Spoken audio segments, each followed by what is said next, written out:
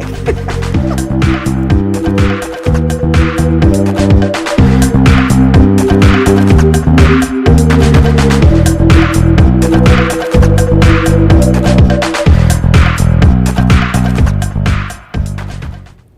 thưa tất cả các khán thính giả, thành phố Garland là một thành phố hình như là độc nhất, rất là hiếm có trong 10 năm qua, không có dùng những cái chi phí khổng lồ để mà tu bổ cho các lớp học cũng như các văn phòng tại địa phương của City of Garland. Cái lần cuối cùng mà họ yêu cầu cho chu cấp một số tiền để sửa chữa đó là vào khoảng năm 2002. Và năm nay thì sau hơn 10 năm đình trệ, thành phố Garland Independent School District đã trở lại với chương trình này. Vì nếu như là một căn nhà mà sau 10 năm, 12 năm mà chúng ta không tu bổ hoặc là sơn phết thì nó cũng sẽ mất đi cái giá trị của cái ngôi trường đó.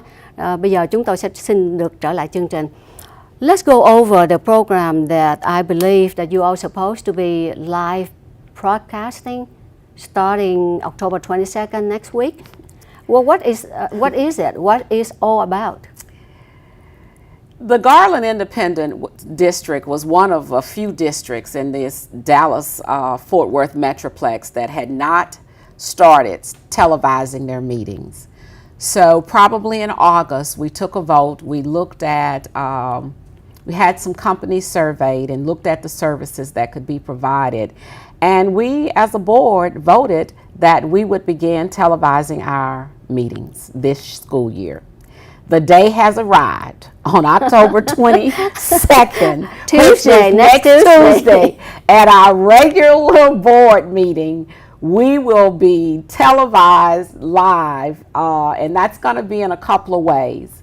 We have hired a company that will come in, and during the meeting, we will be streamed live, so people can go on and watch us over the internet. We will have a delayed broadcast on our GRS station, and GRS is our Garland Rowlett Saxe TV station that runs on your cable TVs. And the channels depend on whether or not you have Verizon or whether you have Time Warner. So that will run immediately the following day after the board meeting.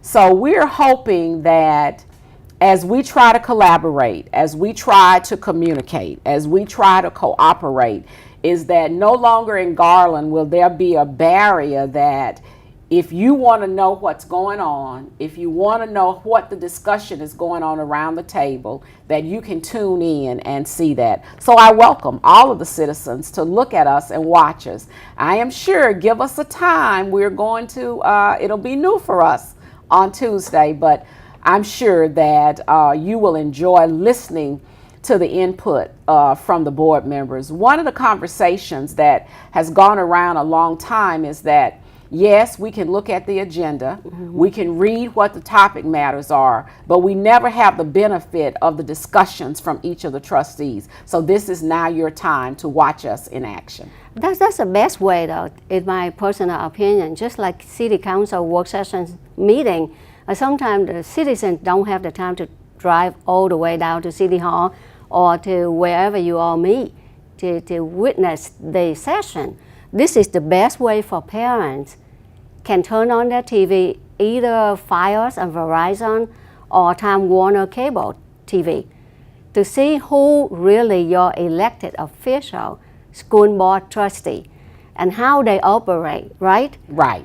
And it's kind of, it would be kind of sad when we promote technology in a classroom and we promote technology in the district, and then the governing body, which is the board, meetings are not televised. So I am proud that we are now into the 21st century in conducting our board meetings. And you know what? Another thing, Linda, I was thinking about, some of us received an invitation, even though before that you already alert me, letting me know that you want me to be at the meeting. We received a letter from Garland Independent School District regarding next meeting, facility improvement, whatsoever.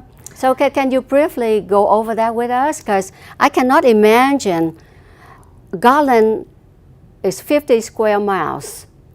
92. 92. 92 square miles? If we do the three cities. Oh, if you do the 3 cities, including Growlers and Sashi. Okay, right. You were right. I'm wrong, my bad. Sorry. You were right. Then you are thinking about huge population and the number of students, 58,000 students. And for 10 years, no facelift. Well, let me say it this way. Bond packages are usually passed in school districts as well as the city, but we're talking about the school district here. You try to project bond packages every 3 to 5 years, and a lot of it depends on the growth of your district. But the other part of the bond package is for you to take care of the not day-to-day maintenance of your buildings, but those high-ticket items that need to occur with your buildings. And our last bond package in Garland was in 2002, and we thank the city because the citizens passed that bond election for us. And with that, we had a 5-year projection of the things that we needed to do and the buildings that we needed to renovate. So as you go around, Jennifer, just like the building that we opened this year was Daughtery Elementary, which is off of Miller and Walnut, and that's in what I call Garland proper. Mm-hmm. That was one of our oldest schools, and from that bond election and that package in 2002, we had said we were not going to renovate Daughtery anymore. We were going to tear it down, and that's exactly what we did. We tore it down. 2 years ago, we moved the students to another campus, and we rebuilt that building. And so this year in August, we were able to open up a green building. Oh, the brand new. Same location. Same location. But that concept came out of the 2002 bond. Oh, okay. We also added on to South Garland this year. Mm-hmm. We added on to North Garland. And so all of the renovations you've seen that have been additions have occurred from that 2002 bond. Well, we went through a recession. We have not grown as we were growing before with students. When I came on the board, we were growing 1,500 students a year. So when you don't grow that fast, you have to make sure you look at your facility plans to make sure that you're not overbuilding. Mm-hmm. Well, in looking at that, then the recession hit. Steel prices went up. Mm-hmm. So we looked at how much we could handle. Then we looked at our citizens. We looked at what was happening to school districts in Austin. Money was being withheld.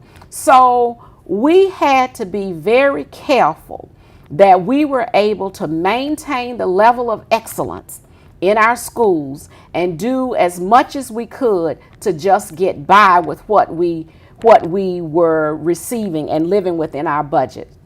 So right, wrong, or indifferent, the board made a decision that we would not go out for another bond. 2 years ago, we started doing the assessment or talking about it, and then we didn't do it. Well, here we are in 2013, and we hired Huckabee, a company that comes in and does facility assessment. Mm-hmm. And what we charged them with was to go into all of our buildings. That's all of our schools. That's all of our auxiliary buildings. That's 70 plus buildings. And we asked them to do a facility assessment. They have now completed that work in all of our buildings. Every building has been documented in terms of what needs to happen, what repairs need to be done. Recommendations. And so that's where we are.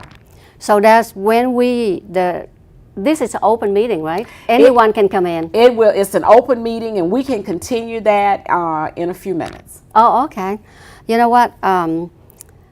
This is very important for the community to know about that open meeting, about what the Garland Independent School District is trying to do the best for our children.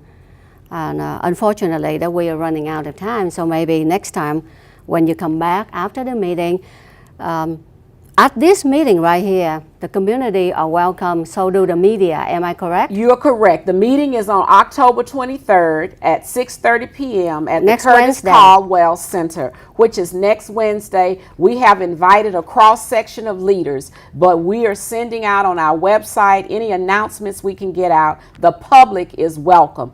Come and listen to the report that we've received that the trustees will have to look at and decide what will be the size of the bond package. Okay.